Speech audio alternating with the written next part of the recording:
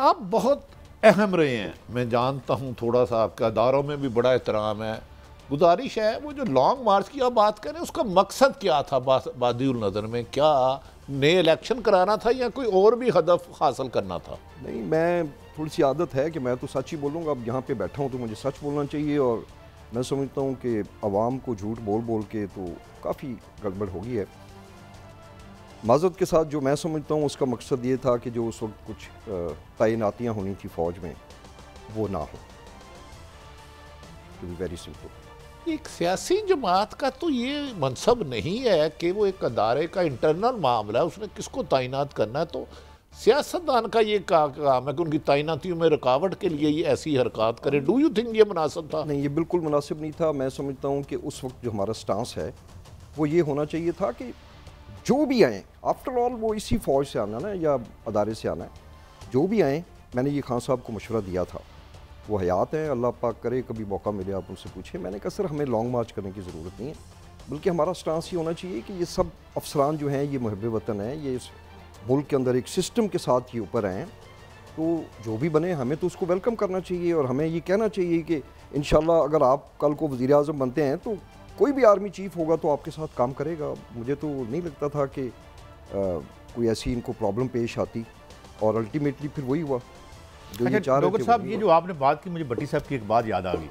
हम यहाँ बैठे थे तो डॉक्टर इशफाक हसन खान साहब कहते हैं जी यहाँ साडा बंदा कल्चर जो है, ये आर्मी इंस्टीट्यूशन है, वो नीचे से आपके भी यानी रूममेट रहे हैं तो वहीं से आना है, तो ये क्यों है? Why every party and every, जैसे आप डायनेस्टी कह रहे हैं, आप तो डायनेस्टी होगी, नवाज शरीफ डायनेस्टी होगी कि जी साडा बंदा कल्चर जो है ये क्या है? हाँ नहीं, ये बिल्कुल गलत है। ये जो मौजूदा आर्मी चीफ हैं सीनियरिटी लिस्ट में ये सबसे ऊपर थे।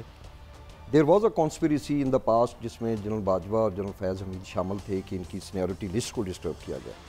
तो ये डिज़र्विंग भी थे और कॉम्पिटेंट भी थे। मैं समझता हूँ उस लेवल पे जो भी 5, 6, 10 होते हैं सारे ही कॉम्पिटेंट होते हैं, सब डिज़र्विंग होते हैं।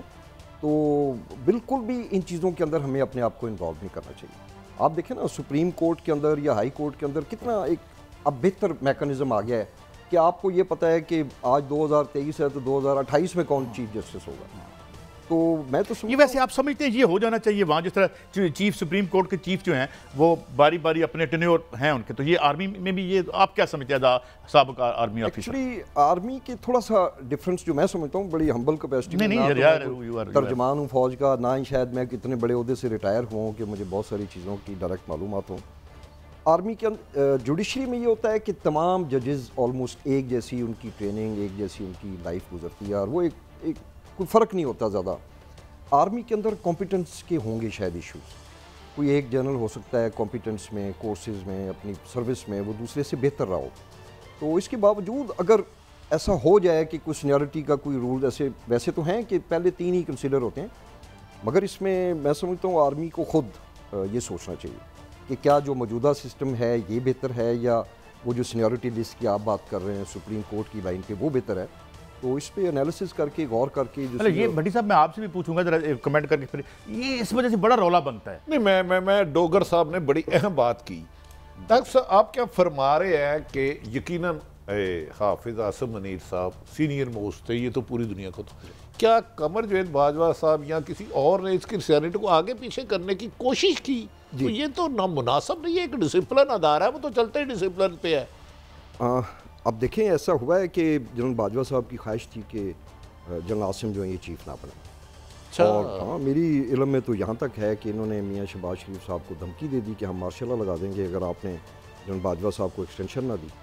तो उसके बाद खैर वो चीज़ें वही, ये पहली एक्सटेंशन की बात है। हाँ, ये अभी इस दफ़ा नहीं तो जनरल बाजवा साहब एक थ्रू आउट उनका कैरियर हाफिज साहब का बेहतर रहा है, वो किस बेस पे इन्हें नहीं बनना चाह रहे थे कमर जावेद बाजवा? जब मेरिट भी था, कॉम्पिटेंसी भी थी, और उनकी जहाँ जहाँ रहे हैं वो पोजीशन होल्डर रहे हैं, तो वजूहात क्या थी इसके? बिल्कुल उससे मुख्तलिफ थे।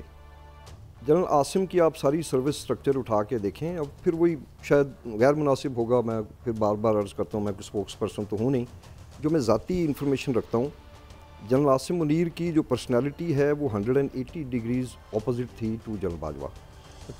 शायद वो ये समझते हों कि ये आर्मी चीफ बन जाएंगे तो कोई मेरी मतलब कोई उनको कोई मसला हो या उनके कोई काम कार में कोई मसला हो, तो इसलिए चाहते होंगे कोई अपना लाइक माइंडेड। ये आपने क्या बात की कि उन्होंने कहा कि मार्शल लॉ लगा दूंगा मैं, यानी ये खबर है मियां शहबाज शरीफ बाकायदा सेकंड एक्सटेंशन, ये लास्ट एक्सटेंशन जिसमें के बाद में मौजूदा चीफ अपॉइंट हुए, ये उन दिनों की बात है कि बाकायदा जनरल बाजवा ने कोशिश की कि उनको एक्सटेंशन मिले और ये सफारतकारी हुई, लंदन तक हुई मियां नवाज शरीफ साहब को। और इसमें अब अच्छा मैं ये कह दूं कि सिविलियन साइड से कसूर की भी एक शख्सियत इसमें नाम आ रहा था, तो मुतहरक हुए थे, तो आप उस पर मुस्कुराएंगे या यस नो करेंगे? नहीं, मैंने सुना है कसूर से एक शख्सियत थी जो वो सुना, मैं आपकी मुश्किल आसान कर दूंगा। गालिबन वो भी MP थे, आप भी वहाँ से MP है। सुना उनकी बहुत कोशिश थी कि बाजवा साहब को एक्सटेंशन मिले। चूँकि मेरे पास कोई फर्स्ट हैंड इन्फॉर्मेशन नहीं है, मेरी भी आपकी तरह की मालूमात है, तो मैंने सुना है कि उनके काफ़ी अच्छे तल्लुकात थे जनरल बाजवा के साथ और गालिबन वो ज़रूर चाहते होंगे कि इनको एक्सटेंशन मिले। अब इसमें क्या रियलिटी है या क्या आपके पास ये इन्फॉर्मेशन है कि वो साहब जो भी थे वो लंदन भी गए और उन्होंने मोहतरम नवाज शरीफ साहब को भी कायल करने की कोशिश की कि अगर इन्हें एक्सटेंशन दे दी जाए? मुझे ऑनेस्टली नहीं पता। देखें, हालांकि हम दो साइड पे हैं पॉलिटिक्स के, मेरे उनसे कोई ऐसे बुरे तलकात भी नहीं, या मैं खैर गलत बात तो मैं करना नहीं चाहूँगा। तो मुझे ये नहीं पता कि ये अल्टीमेटली मियाँ साहब के पास गए कन्विंस करने के लिए या नहीं, बट इतना मुझे ज़रूर पता है कि इनके उस दौरान जो पिछले आर्मी चीफ हैं उनके साथ इनके बहुत अच्छे तलकात थे। उसकी बेसिस क्या थी ये लोग जानते ही हैं। अच्छा, अब थोड़ा मैं नहीं जानते नहीं आप, मुझे ऐसा लग रहा है बादी नज़र में हाशिम डोगर साहब आप बड़े स्ट्रेट फॉरवर्ड मशहूर हैं और आपके कोलीग्स भी जो कहते हैं, क्या वो कॉमन थी? क्या कोई उनके कोई करीबी अजीज उनका दोस्त था या डायरेक्ट दोस्ती थी? आप कितने वो है ना मासूमाना सवालात करते हैं, और खुद बताएं ना। मैं देखे हम साहबी का तो मेरे तो वो पड़ोसी सवाल करना है, आप तो साहिब इल्म है। देखिए ऑनेस्टली अब ये बातें वही हैं जो एक मार्केट की खबर है, तो मैंने भी सुना है कि जो उनके अच्छा, जो ये लोग समझते हैं कि मौजूदा आर्मी चीफ साहब आ गए तो वो किसी एक सियासी स्क्वाड को सपोर्ट कर सकते हैं या नहीं कर सकते, आपने जितना उन्हें पाया, क्या मुल्क में इस्तेकाम आएगा और साफ शफाफ इलेक्शन होते हुए नज़र आ रहे हैं आपको? मुझे बिल्कुल इंशाल्लाह बड़ी उम्मीद है। एक ये नहीं कि हम एक यूनिट से हैं, जैसा आप खुद देख लें पिछले अब 2-1 माह से थोड़ा सा उन्होंने थोड़ी सी सख्ती की है, तो अल्हम्दुलिल्लाह डॉलर 42 रुपए नीचे आ गया आपके। मुझे उम्मीद है कि 50 रुपए तक सुना है नीचे।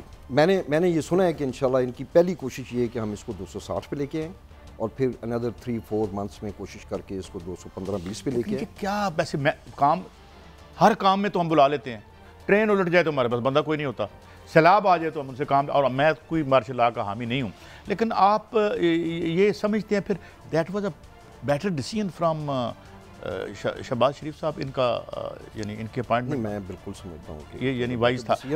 और जहाँ तक मैं उनको जानता हूँ ही हैज़ अ विल, और ये आप देखेंगे कि आपको इस वक्त सबको पता है कि हमारा कोर इशू जो है वो महंगाई है, लोगों के ऊपर जो मैं समझता हूँ जुल्म हो रहा है, और मैं इनसे बड़ी उम्मीद करता हूँ अल्लाह ताला ज़िंदगी में आपको कई दफ़ा ऐसे मौके दे देता है कि आप बहुत सारे दिनों के लिए आप याद रखे जाते हैं। इस वक्त हमें हमारी पूरी आवाम की ये ख्वाहिश है कि ये अपना रोल अदा करें। ये जो स्मगलिंग, ये जो चोर बाज़ारी, आप देखें ना दिनों में वापडा के जो यूनिट्स हैं वो वाफर हो गए, डॉलर नीचे आ गया। इंशाल्लाह ये अपना पूरा एम्फसाइज़ करेंगे, इस चीज़ पे ज़ोर लगाएंगे कि जो 15 तारीख आ रही है इंशाल्लाह आवाम को पेट्रोल में भी बेहतर से बेहतर सहूलत